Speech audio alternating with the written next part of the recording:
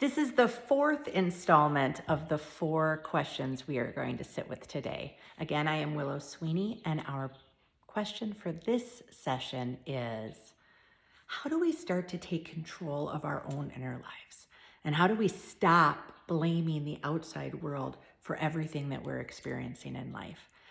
I did not learn this concept till I was in my 20s. I spent much of my life blaming whatever had happened during my day or in the outside world, other people and their actions and behaviors and feelings towards me. I said, that's why I'm in a bad mood. You know why I'm in a bad mood? Do you know why I'm sad?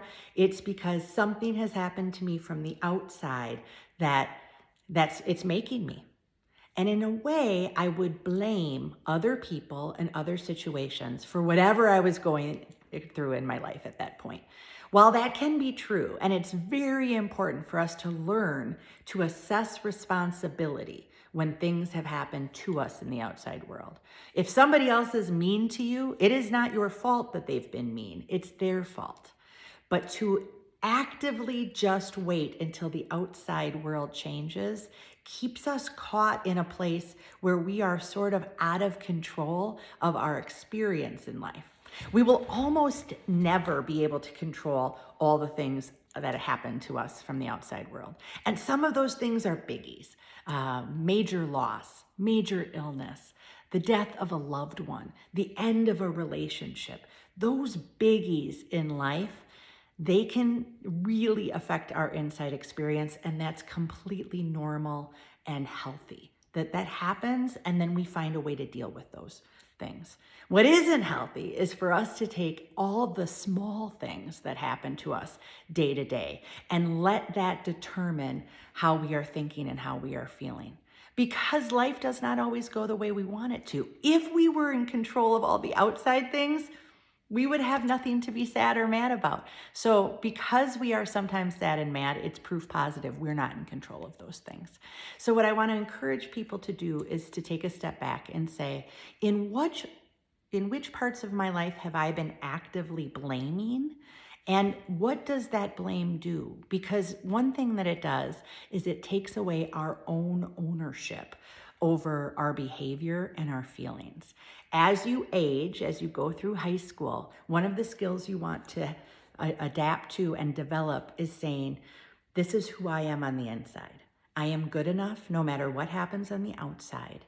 And I want to live in that space where I don't blame other people all the time. I choose to own my own behavior. So here's a question for you. How have you been blaming in your life? How have you been blaming in your world? Is that blame working for you?